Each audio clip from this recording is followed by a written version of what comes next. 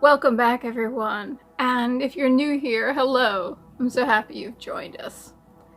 Now for some good news. Well, HarperCollins, the publishing powerhouse, has released the cover of Breitbart News entertainment editor Jerome Hudson's latest book, 50 Things They Don't Want You to Know About Trump, But You Should Know.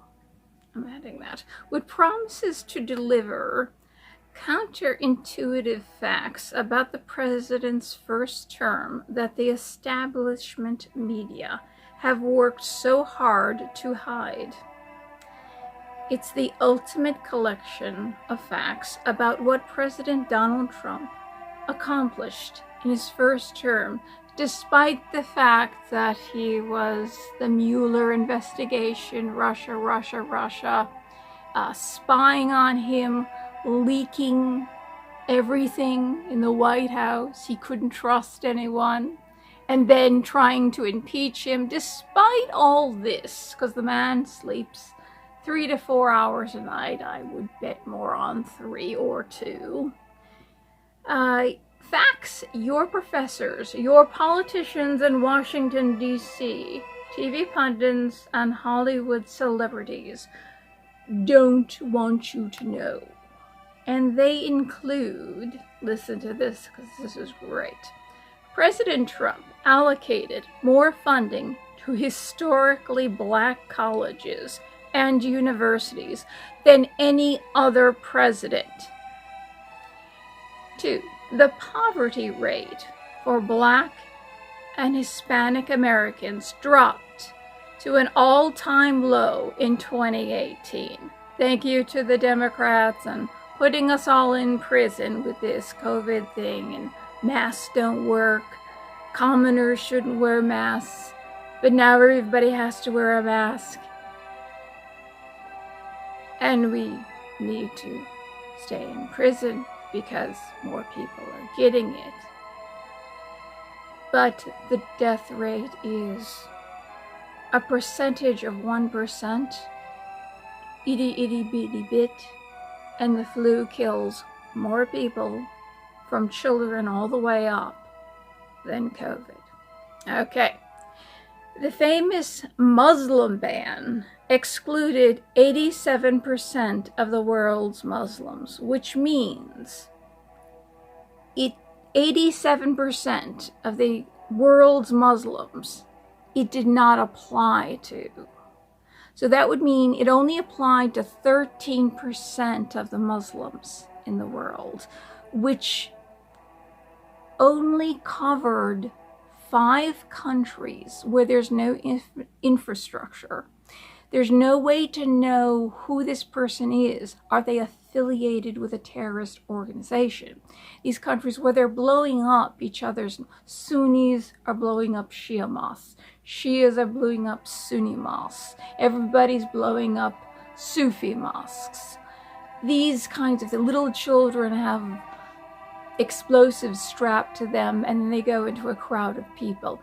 In fact, these countries were earmarked by the Obama administration as terrorist havens, and to be wary of anybody coming from these countries. So tell me what Trump did wrong. It wasn't a Muslim ban. It was, otherwise, there's Muslims in this country. That means everyone in this country would be evicted, right? If it was a Muslim ban. It was only a ban on certain countries. 5 countries, and those 5 countries, Obama, who was born and raised a Muslim, earmarked those countries. Be wary of anybody coming from those countries. So that's the end of that, okay?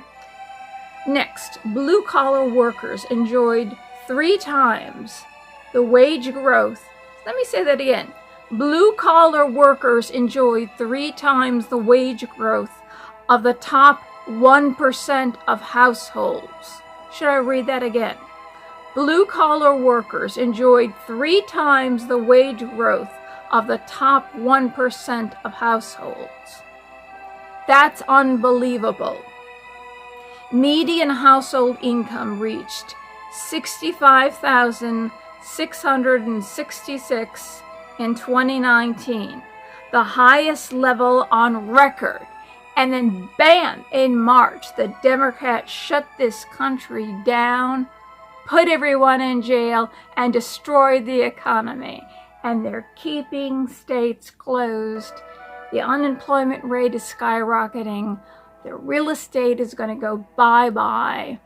People are going to be leaving these states, and my guess is they're going to have open territory for people who are not documented to move into these states and then fill the voter rolls and keep the Democrats in office forever. This is what I think they're doing, by the way. And that was in 2019, 2020. Boom. Goodbye. From his first month in office, and usually a president has 3 months, it's their honeymoon period, where they could make mistakes, they do something wrong, everybody looks the other way. In his first month in office, President Trump, this man had no honeymoon period from anybody. President Trump presided over the largest manufacturing boom in his first term since the 1970s. Next, Trump has been tougher on Putin than Obama ever was. Remember, they were buddies, and then Putin gave Hillary $140 million, and then we sold them, she was on the committee, 20% of our finite uranium supply, uranium that's used to make nuclear bombs. Okay. Who was working with the Russians? Not Trump. Okay. Next, the Trump DOJ has opened more than 1,000 cases against the world's top intellectual property thieves as America loses trillions in Chinese theft. The Chinese are stealing our intellectual property. And that began with Bill Clinton. In fact, the Chinese gave him campaign donations, and he gave them our intellectual property, our military intellectual property. All those secrets. Very good. Very good. Excellent. Okay. Trump prioritized breaking the Chinese monopoly on rare earth elements. They own, or they feel that they own, all rare earth elements. And the U.S. is digging for them for the first time since the Manhattan Project. Border crossings plummeted by 78% from March 2019 to March 2020. Democrats, which means less human trafficking, less sex trafficking, less deadly drugs coming over the border like fentanyl and methamphetamines, the ones that George Floyd overdosed on and was in the process of dying, but then Derek Chauvin strangely put his knee on his neck. Democrats began calling for Trump's impeachment months before he was the Republican nominee. They had decided to impeach, we all know this, they decided to impeach him for nothing. There was no reason to impeach him, but they had decided to anyway, including John Lewis, who was the most vocal of the bunch and hated him. Why would he hate a man that had raised up the African American and minority community higher than they'd ever been in education, as I've told you, and in jobs? Violent crime has fallen every year since Trump took office after rising the last 2 years under Obama. So we know violent crime went up because he threw gasoline on the fire of this racism.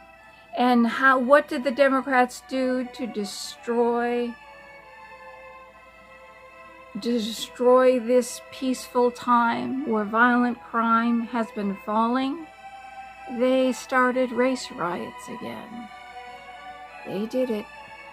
And they put us all in prison with this lockdown, which is against our civil rights. And yes, we should sue. We should sue, especially if they're taking our police departments away. We need to sue because we're going to have to pay for private security guards to do the job of the police, protect our homes, protect us wherever we go, and our children, and build our fortresses even strong. We need all that money. So there's a lot of suing we need to do to these these governors that have put us on lockdown. The whole state, sue them all. Because you're going to have to do that. They're going to take your cops away. There you go. Trump's federal agencies are investigating the big tech giants, monopolistic practices. There you go. That's the monopolies that basically take our right to free speech away, because they pretty much all media is owned by about 5 or 6 different people. All the media. So if they all have the same political ideology, that's all you're going to hear. That's the reason why you hear these little montages of journalists. They're reading a script, for God's sakes. They keep saying the same thing about using the same words.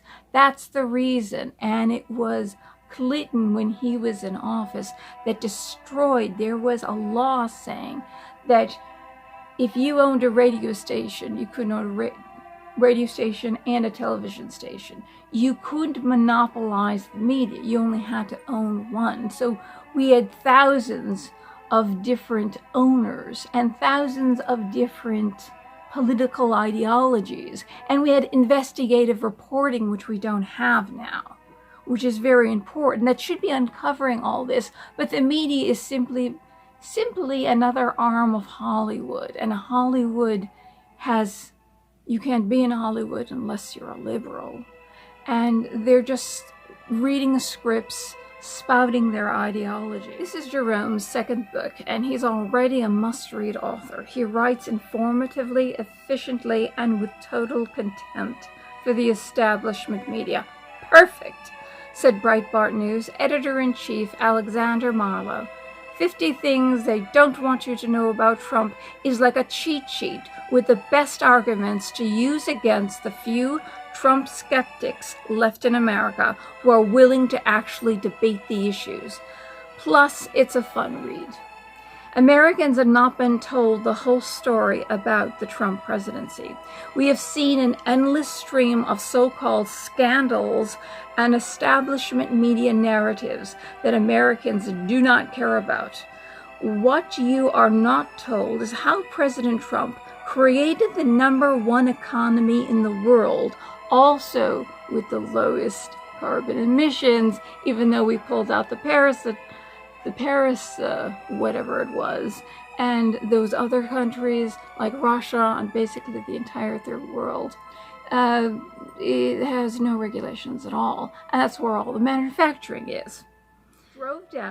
He also drove down illegal immigration, confronted Silicon Valley's tech takeover, and took on our adversaries from China to Russia to Iran.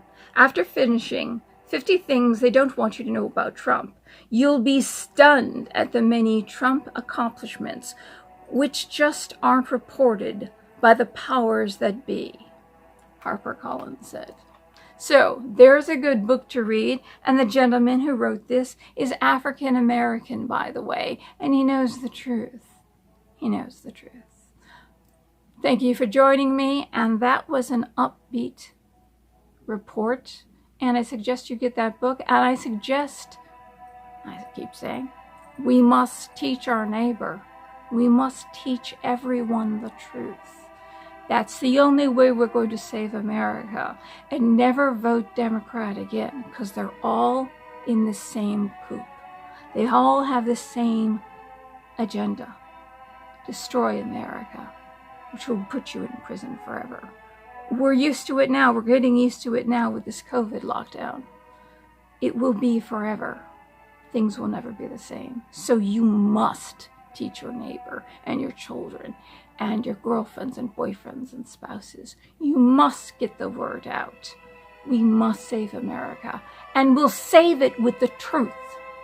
Good night, everyone. Thank you for joining me.